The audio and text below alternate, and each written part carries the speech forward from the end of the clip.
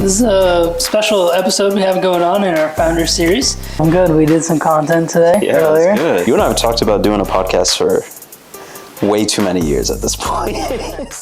I know this is a part 2 of Jared and I trying to do interview kind of content.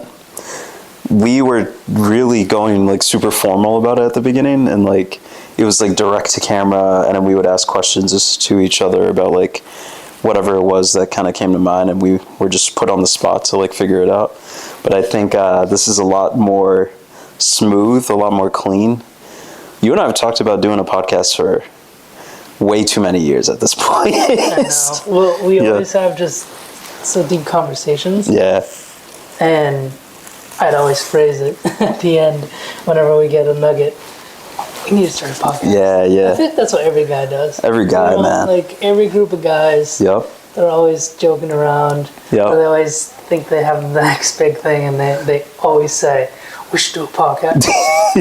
You see How I Met Your Mother? Yes. When they're talking about things that they want to do as hobbies. Yep. And like, we should start a bar. Start a bar, We should start a band. Yeah. Start a podcast. Exactly. It's just continuously, just always a thing. Those are the best feelings, though, honestly. Like, whenever you're with your boys or with your boy or whatever it is, like, when you have those conversations, they go such a long way. Like, it's one of those things that, you just start spitting out, like, gold. And so many different people that I follow, so many different even entrepreneurs that I follow, they talk about these things. Like, Patrick Bet-David, founder of Valuetainment, he always talks about how when he's sitting down with his friends and they're sitting outside, he lives in Florida, it's a nice kind of area he has in his backyard. They're all smoking cigars and they're just like around a fire pit, and they just start talking about life, and there's so many different things. Next thing you know, they get into, talking about their kids, their wife, and then it's the business, how their business is going, the ideas that then start coming to mind, and then bam, they just start it turns into this whole brainstorming session, and it's crazy. Well, if you think about it, we're starting to do that in a sense where when we just went out to office time, and we were just sitting there. I think it was Super Bowl Sunday? Yeah. It was the Super Bowl Sunday time. Yeah, it was. Yeah. Because we said we weren't going to talk about Ecopreneur. Yeah. And it's a hard promise to keep. It is. When the two of us are together. It's true. It really is. And then we were sitting there watching the game, I don't even think we talked for like a good 5 minutes. Yeah. And then I turned to you and I was like, did you just realize like we haven't talked about Ecopreneur in at least a half hour? Yeah. It's just crazy when you have people like us who are willing to have conversations and think beyond just the average hangout, I'd say. Yeah. It's bound to happen. It's bound to happen. Yeah. It's one of those things. And it's so tough, like when you're in the thick of it. We were talking about this a couple of weeks ago, like when you're in the middle of like trying to build something for your life, build the future, you're in such a big undertaking that like you kind of lose yourself in the process, and then next thing you know, 6 months go by and you're like, wait, oh my god, it's the new year. You're like, oh man. Like, it's so many things kind of slip, and it's crazy because I feel like that's like a curse and a blessing. It's like, it's great that you're so focused and you're kind of like in monk mode. You're just going at it and you're just like getting it done. You're realizing your dreams bit by bit, day by day. But then you forget about kind of everything happening around you in the outside world. Like all the politics that's going on and all the games even. And, and then you kind of get glimpses of that when you're hanging out with your friends too, because they'll be talking about these things. And then they kind of ask you like, oh, what are your thoughts on it? I'm like, I don't even know, bro. I've just been so focused on my business. I honestly can't even talk to it. It's so bad. On the flip side, I sent that Instagram reel to you. Yeah. And it was very inspirational because most of the time I've been guilty of it. You've been guilty of it. We've taken a weekend and we haven't done anything, and I'm guilty about it. And it was one where she was riding on the bike, right? And it was like the first person point of view. And they were just saying like, don't feel guilty about it. Like if you feel like you're being lazy laziness is actually fueling Yeah. like your creative side and your more free side. It's giving you that time to reset. And Facts. that time as an entrepreneur is invaluable. Facts. To reset. It's so invaluable. And I've started to realize that now. Now that we've kind of gone to a certain past point with Ecopreneur and like all the stuff that we've been working on so hard these past 6 to 8 months, now we're finally at a point where I'm like, the coast is a little bit clear and I can kind of see what's in front of me now. And I'm like, oh man, that's crazy. Like, now that we have a team with everything that we're up to, I can finally start to kind of breathe again. And like, I don't have so many things I have to worry about on my own because now we have people to kind of worry about those things. I.e., we can do things like this. Exactly. Because we talked about it, but we never found the time. Yeah. And we made a promise to each other this last weekend that moving forward, we take the weekends to shoot because it's just fun. Yeah. It's kind of like just a mental break. It is. It is. But also, we're still staying on topic of Ecopreneur. Yeah. But having that reset. Yeah. Yeah. Exactly. Yeah. And it's so important that we get that reset. Speaking of reset, you know, it's one of those things now we've been pushing each other to go to the gym.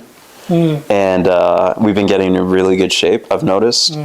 And, you know, I got to give a shout out to Jared because like he has gone through an amazing journey of just re-evaluating himself and figuring out who he is. But then not only mentally and spiritually for you, but now you're starting to challenge yourself even in the physical domain too. Getting back to the routine of going to the gym, you know, staying healthy, eating right, you know, getting good sleep. Like you've been on point with that, man. You've been pushing me. And today we had a crazy ass workout. You was like pushing me. I was like, damn, this is crazy. Well, I mean, when I first started out, I was obsessed with it. Yeah. I've always loved lifting. When I was in high school, I was this skinny kid. And I'm short at 26. I'm, you know, 5'6". And that's short. And so imagine that when you're not fully grown in high school and you're also a string bean. So I'd play soccer and I'd get touched and I'd just fall. Like I was just so weak. And Right. I also saw most of the sprinters because I did sprint track. I saw most of the sprinters and they practice fast twitch and muscle building. And I really liked that. And I was the polar opposite. I was a mile runner, but for a mile runner, you'd run like 5 to 6 miles a day for an hour a day. I got you. With groups or by yourself. Right. And so that amount of cardio, you know, you build up endurance, you build up muscle, but it's like a runner's body. Yeah. You know, it's not weightlifting, it's not bodybuilding. You know, like, you know, Mr. Olympia. And I think senior year, I really got into it. And then I knew going into college, I was like, okay, well, I want it. So I started freshman year of college. It is daunting when you start, but having that knowledge and being so obsessed with it years ago and being in really good shape, it kind of gives you a head start when you try and revisit it again. Like I was talking to Ryan about it. And he had never worked out before when him and I met in college, and he would longboard. You told me that the other day. That was the only form of exercise. It was longboarding. Wow. He didn't play sports. That's crazy to me because so that was his only form of exercise. And he was like fat skinny. Right. He was a little chubby. Yeah, I got you. But then we started going to the gym, and he was saying it's so tough when you first start out because you don't have the muscle memory. It doesn't come back to you. And so going back to it now, I'm comfortable. More comfortable than I was stepping in the gym at other times when I've tried to get back in. I think that's because of the honestly, like the family that I've got and the supportive coworkers. Like we've become a family, and when you have coworkers like that, who are also into fitness, who are also very knowledgeable. Right. It puts you back in that space where I was years ago. For sure. And now I'm trying to have that influence on you. Yeah, I know. Because you're more cardio. Yes. And function Muay Thai. So basically just like martial arts, like martial as a whole. Like I'm kickboxing, karate. I've done some Muay Thai. I do a lot of cardio workout when I work out. That's always been kind of my thing growing up. So I was like always like kind of very skinny. I wasn't the biggest kid in high school. Naturally, that made me a really good swimmer. So I did swimming, and I became captain my senior year in high school, and then I also did tennis, and like that was like really helpful for me. But I was never big on bodybuilding and like weightlifting. Like I just despised it, just completely detested it. It was just like, but it was one of those things that I naturally just started to kind of get into.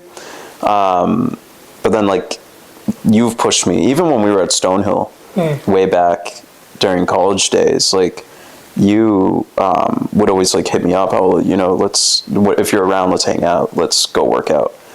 I'd be like, okay, I know he's gonna kick my ass now because we're gonna have to work out for a couple hours. but like, I always felt like alive from it. And I remember like those times where you would push me, and like I remember you'd be like, oh, you got it, one more rep, let's get it. And I'd be like, yeah, and I'd feel it. It feels good to be back into that with you again, because it's been years since we did that together. And I lived in Mass for a while. Yeah. While you moved down here. Yes. A couple of years ago. A couple of years ago. Yeah. Yeah. A couple of years now in New Jersey at this point, man. Time flies. 3? Going on 3. It's 2 in a couple months now. It seems longer. It seems, yeah, I know. It seems so much longer. Yeah, again, that's the whole thing of us being so busy in the weeds that like you lose track of time. That's true. You know what I mean? But now here we are, and it's been great. And now you've been down here a couple of months too, which is good. Yeah. And I'm really happy about that. Business has been going really well. I guess we could talk about that a little bit. I feel like we should probably update the audience on like everything that we've been up to, because it's been a little bit of a mystery these past few years since we pivoted, and now you guys see that we're doing video content again. For a couple of years we were trying to figure out our business and who we were as a company, but do you want to like let them know a little bit about what we're up to? Man, I don't know how far back to go. TLDR. Yeah. We were media. Phil and a previous co-founder, as well as a extensive team, went down to Florida to shoot the Venus Project, which, if you follow our YouTube, you are a big fan of. It was well received. Yeah. From what I know. Oh, it was very well received. Yeah. And that's the route we were gonna go. Yes. Things fell through, and I think you and Connor had different visions. Yeah. So you both went your separate ways. And that was right before the pandemic too. And then the pandemic hit. It was like a month later. You were gonna give up. Yeah. You had told me a few months after I reconnected with you. Yeah. You were going to give up. I was just going to drop it. Give us that thought process. Oh man, I remember.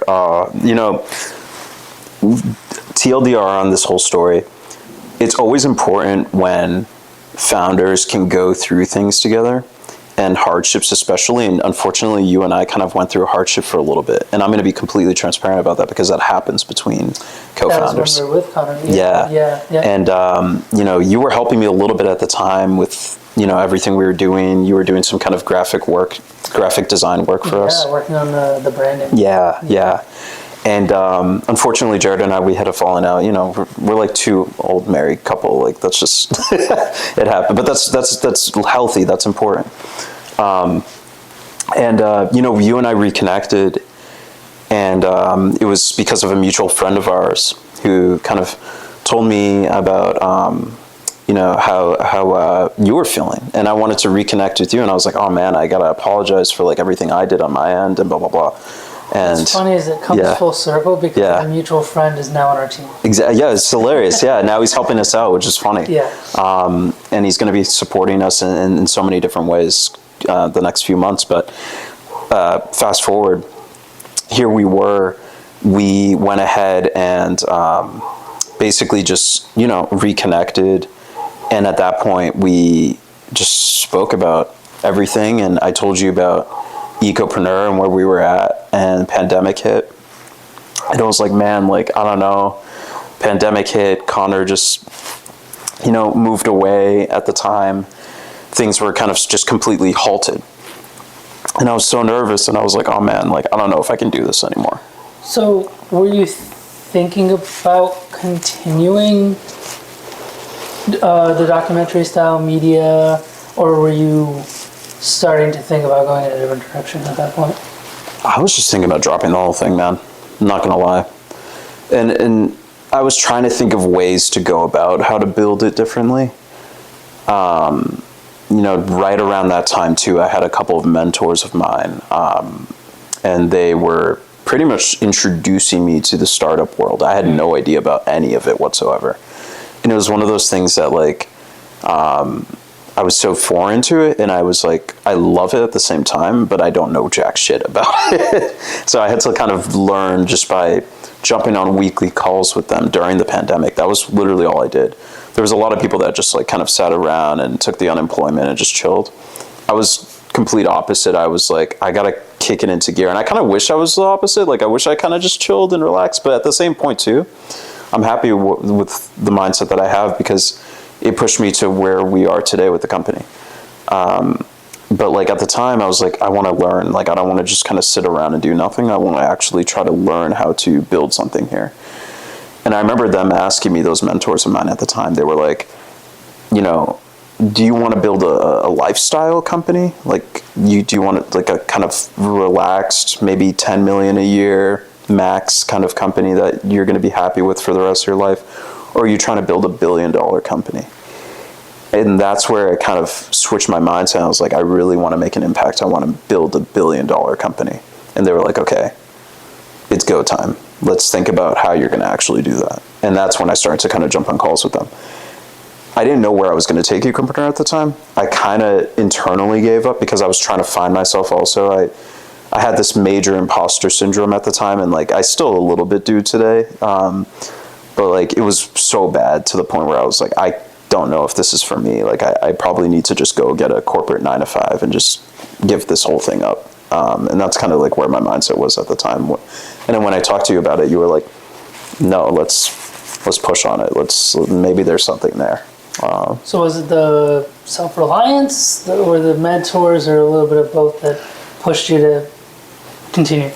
It was a mixture of things. It was definitely, the mentors helped tremendously, because it challenged me in ways that I didn't. Were you talking about Jay and Joel? Jay, you and Joel, 100%. Yeah. I didn't want to name drop, but here we are.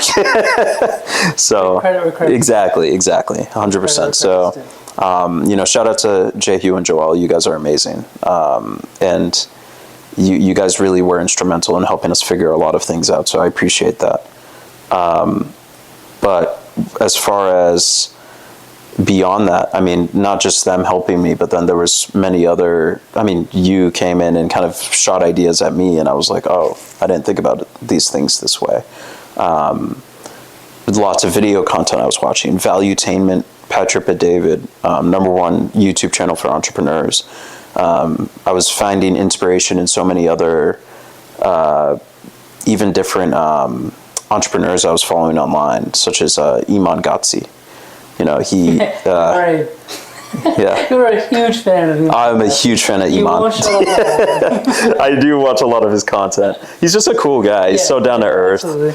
And what I love about him is he's right around our age. He's 24.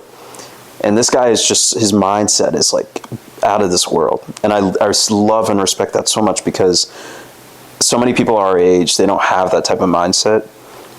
Very disciplined, very focused, but outside of the business stuff, very relaxed, down to earth, humble.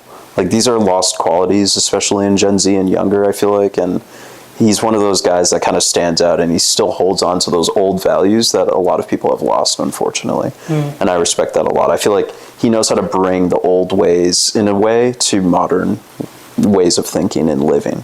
And I think that's a good way to go about life. That's just my personal opinion, though. But, you know, and yeah, I mean, and then you pushed me in a lot of ways too, because when we were talking about Ecopreneur, you were like, let's think about a rebrand completely. The logo, the way that we think about it. There's so many different things that you brought to the table, and I was like, man, like, and that's where I feel like that was the journey where it started truly between you and I founding this company and doing everything that we've been doing now. So, yeah. Yeah. I can't. It's funny because it's so foggy now. Yeah. That I can't remember when I did approach you. What were those ideas? What did Ecopreneur look like? What pivot were we making? Yeah. Because it's been a wild ride. It's been a wild ride. So I can't even remember Yeah. where we started out when you and I talked. I had no idea. Do you remember any of it? Barely. I mean, oh man, like you said, it just gets foggy after the years. We were definitely, you know. we're definitely environmentally focused. Yes. It's always been. And I did a rebrand of the logo. Yeah. And then we were sitting in your basement and we were using a plugin for WordPress to design your new website. Yeah. Yeah. Yeah. I remember. Yep. You wanted to do newsletters. Yes. Yes. Newsletters and articles. That was, and then an e-magazine. Exactly. Yes. Yeah. That's right. Yeah. So that's we were. where you wanted to go. Yeah. So like kind of going back to the media side of the company, not only were we just doing video content, it was also us trying to figure out other mediums of, entertainment and media that we can do. So it was one of those things that we ended up, trying to basically stretch ourselves in multiple directions and thin. But it was a really bad thing because we were trying to figure things out. And yeah. I always like to think back and understand that doing the wrong thing, you're gonna learn so much more. Oh yeah. Than just on a straight path to always doing the right thing. For sure. Which isn't even possible in the first place. Yeah. So yeah. To understand that we were spreading ourselves thin was a good thing. Yes. Not in the moment, of course, but as you grow as a company and individuals, right, and collectively together, you start to ask the right questions. Yeah. So that you don't set yourself back 2, 3, 4, 5 months. Facts. Because with this type of company that we're building, that's valuable time. That's very valuable time. Yes. So exactly. Yes, failure is a part of it. I think you need to mitigate failure as much as possible, but also still accept it. Very true. Yeah. Very true. So I think it was, at that time, we were still very, very early. Yeah. We didn't even have a team. It was just you and I. That was the time to screw around and just go any which way. Exactly. We had the time, the money, and just the honest luxury of kind of just bullshitting our way through and just figuring out which way we wanted to go. Yeah. So the failure was actually better at that point. It was. Because if we just gunned it in one direction, right, and honestly got some wins, then we wouldn't have known where we went wrong. Exactly. I think you need to go through that. You need to go through that. It's so important, and people like Michael Siebel at Y Combinator talk about this concept so much. He was the former founder of Twitch, and he talks about this in one of the videos that they produce on their YouTube channel. It was around the concept of startups that go through their accelerator. They a lot of the time will kind of go through multiple different pivots in the time that they're going through the program. So there's been companies that have gone through like 1, 2, maybe even 3 pivots before they finally kind of get towards the end of the program, and they're like, oh, this is our company, this is what we're good at, this is what we know we need to solve, this is what we're going to focus on. And it's important, and I feel like it's crucial for founders, because you may find something kind of sexy and cool and you want to be in that industry, but it doesn't work for you or your skill set or your team's skill set, right? Because you guys might have founded something in the past and you know that sector really well, so you got to kind of stick with it, right? Doesn't mean that you're always going to be in there forever. You can kind of look at different ways to invest in the future in different areas, but to found a company, it's a little different, right? So there's things that you have to consider and think about there too. I think it's important that we went through those pivots, starting in media, then trying to kind of go to more lifestyle kind of media of like, you know, the newsletters and online magazines and whatever. And then we then pivoted to brands and trying to go after brands. That was another thing. We thought about trying to go beyond a little bit more the media, still a bit around media, but it was more just like getting brands involved. But then we started to concept the idea of volunteerism and how do brands support nonprofits and municipalities with their projects that they're doing and the volunteer projects that they have. So that's where we started to kind of have that second to last pivot. And it was like, okay, we started having a couple conversations with a few brands. I went out to a conference out in San Diego, spoke with people that ran brands directly in the media space, in the green space in general. Notable one, for example, is Original Grain. Spoke with one of the founders there. It's two brothers that founded it, and really well-known wood watch company, which is really cool. And, I had a really good discovery conversation with him and a dear friend of ours, even Jack Flynn, founder of Pure World, the backpacks, and then Digital Sunflower, his marketing agency now. We had these great conversations, but then we very quickly learned, maybe this isn't the area to start because brands want to see volume. They like to see the users on a platform already. They want to see numbers, and we didn't have that yet. So that's when we kind of went to our last pivot, and now we're in the education technology space, EdTech. And we're a volunteer platform for schools and students, essentially, which is really cool. So we were talking about, so I guess this is a good way to kind of segue into where we're at today. So we've talked a lot about the past, right? Ever since pretty much you guys have been wondering, what have we been up to these past like 3 to 4 years-ish kind of thing. As of right now, like I mentioned, we are in EdTech. So with that being said, we are a volunteer platform for schools and students to help them manage, track, and fulfill volunteer hours. So that's kind of like where the platform's at right now. Got that one-liner. On point. Yeah, I mean, it's so freaking much. So many times, yeah. I mean, you get pressed for it over the years, you know what I mean? But yeah, I mean, it's been good, yeah. We've got like a lot of good things that happened since, we got into the pre-accelerator program with Rutgers University, Black and Latinos in Tech pre-accelerator.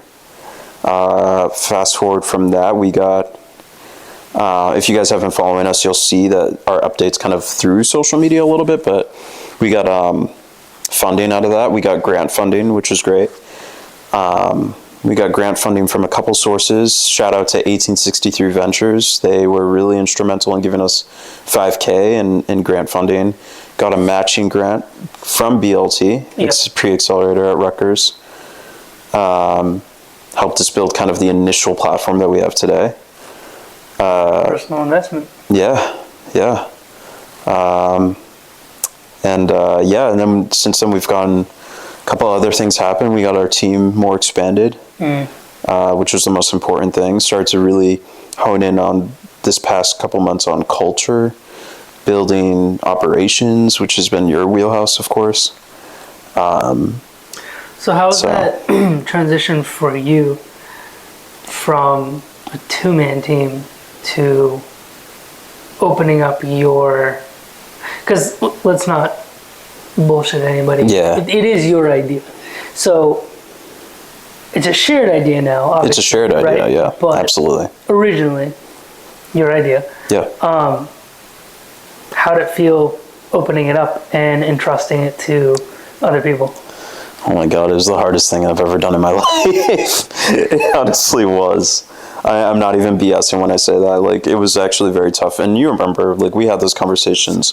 Even the decision to, think about, like, bringing in our first kind of contractors was tough for me. Because I had to start to really realize that I had to be okay with envisioning and trusting a team to pretty much carry the mission. And, one of the biggest things we always say with the Ecopreneur is, like, you work for the mission, not the company, right? And the mission is so crucial to me that, like, entrusting, at the time, strangers, but now they are, like, I don't want to see cliche family, because everyone says that, but, they are, in a way.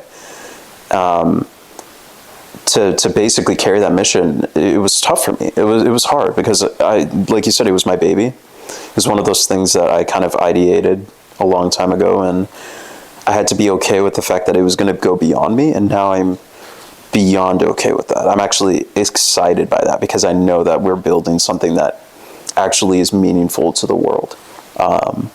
So that excites me every day, but it was definitely tough at first, and you have to be okay with knowing that it's going to go beyond you. You're going to build a team internally. You're going to even get investors. You're going to get stakeholders, people that are going to come in and be a part of it. And you got to know it's not always going to be in your control fully 100%. So would you agree? Yeah, definitely. Going back to kind of what you were saying, we did that exercise for the core values, in which we kind of brainstormed, you and I. And then I did some research, right, to figure out what other successful companies have done to build their core values. And they did an exercise where they took teams from each individual departments, multiple teams, then they bring it up to the department heads, who bring it up to the C-suite, who bring it up to the founders, and collectively, as a company, you build those core values from the most junior employees. Absolutely. Since we're early on, we don't have that big of a team. We have a big team. Honestly, we have a big team for what we have. For what we got going on. And I'm really appreciative of that. But in the grand scheme of things, it's not, No, it's not there yet. That deep of a process. Oh, yeah. That exercise. Yeah, there's only so much. But we did it with a core number, right, of our team. And it's funny because we brainstormed it.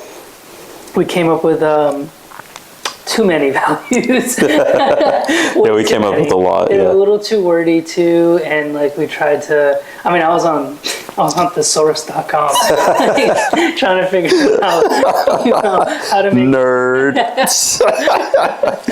It's funny, dude. My first job, my direct boss was the CEO of the company. Yes. Which is kind of funny because now I'm in a CEO. They were talking with my marketing manager, and I was in a conversation, and they were discussing core values and how they did it, and they kind of did the same thing that we did, obviously, kind of survey everybody in the company and figure out what the core values are. And I remember doing an exercise, and I like how we basically, in our own way, did it. But in that brainstorming session, and while we were on thesaurus.com, and while we were, you were pacing the floor in our living room, and I was just sitting there, like, running my hand through my hair, trying to pull it out. Right. Because it was just, it's a tough process. It is so tough. It's so tough. But what I wanted to say was, the core values that we now have on our site were actually beautifully packaged up by not us, by our team, basically. True. Yeah. They're the ones that came up with it. And one of our members, Andrew, beautifully wrote them out. And now we have our core values. Killed it. Yeah, they honestly, shout out to Cynthia, Hannah, Andrew. You guys are just amazing. Like, and these are just a few of the members of our team that are phenomenal. And they basically took what we had put together, and like you were saying, we were like pulling our hair out for hours trying to figure out our core values, and we finally got a good list. We cut down a lot of kind of jargon and in a lot of things, but it was still needed a lot of simplification. And then we brought it to the team internally, and they just, within like an hour, they just kind of like put it together, and I was like, wow. And it just goes to show this is going beyond us at this point. Like, the fact that they were so passionate, they jumped in right away. They already started thinking about things about what the company should look like, what we as a collective, are doing and accomplishing. And they were able to do that so beautifully that, like, I just was like, wow. Like, that moment, I'm actually happy you bring this up. That moment hit me, and I was like, this is what I was striving for years ago with what we're trying to build here. And now it's gotten to the point where it's starting to go beyond just myself as like where I started with the idea, and then having you add on to that idea and really kind of shape it together with me. But now it's really at a point where it's going beyond the original founders, you and I. It's going to people that are in their own right a founder themselves, right? And I always say, like, the first like 20 employees that you bring into a company, it's essentially those are going to be founders in a way too, because they are the ones that are going to help shape the future of what's to come for the company. They're going to help train the next, legions of people to come in, to accomplish the missions that we're set out to be as a company and do. And it's really exciting to see that that's starting to take shape. So I couldn't be more grateful for them and everything that we're accomplishing. I'm so excited for the future, man. It's going to be so dope. Me too. Yeah. Me too. Yeah. Yeah. What are you? So I want to ask you, because what I'm curious about is your perspective a little bit. I've talked about like kind of the originality from my end, right? But like for you joined on a little bit. Well, you were really there since the beginning, honestly, even though you didn't have the founder kind of like role yet specifically, but like you were pretty much a founder in a way. And I'm just curious to know your thoughts on like how you've thought about what we're building. Where do you think we're going to be like 5 years down the road? Like, 5 years? 5 years, I would love to see our second product pushed out. 4 years, basically staple in the first product that we're pushing out, the school portal. Yeah. Really understanding EdTech, really niching down and understanding the market that we're serving. Yeah. And be experts in it. Absolutely. And then shift gears, think about other markets, but also support the market that we're serving with our second product, which would be that brand marketplace. We finally get to bring in our second product, second market, and open us up to not just EdTech. Because I'm always worried about backing ourselves into a corner. For sure. Right? Because we've been looking at our competitors and we're like, okay, well, this is all they do. Yeah. How can we do that better? Right. Build upon their weaknesses, but also not corner ourselves in that specific industry with that specific market. How can we expand that? And even like I told you the other day, when I was working at the gym, I was randomly telling some of my regulars about Ecopreneur because they asked me if the gym was my only job, and I said, no, I have my own startup. Right. And when they asked about it, I told them, and the first question they asked, which we've talked about, is, oh, so it's for underprivileged kids. Oh, it's for prison reform. Right. Yeah. And we've always talked about that, and that's just a different market to address. Once we figure out our market right now, being just high school students, specifically the private schools that we're doing right now. Love to go to public schools as well. There's just a little bit less of a need, as you know. For sure. But yeah, I mean, it's just the concept of Ecopreneur is strong. We have market validation, as our advisor always tells us. Yep. We're so closely, I'm going to say the wrong word here, but we're so closely linked to our competitors that in itself verifies that we are on the right track. Right. If that makes sense. That makes sense. You know, that makes you sense. can't reinvent the wheel. Yep. And the fact that we're building similarly, but also improving upon competitors in that space. I mean, that's just how it's always done. Yeah. You're that snake in the grass, like we always say. Exactly. You never see the next big thing coming until it's too late. True. That's where I see us going. Yes. That's to answer your original question. Yeah. That's where I see us going. That makes sense. Yeah. That makes sense. Yeah.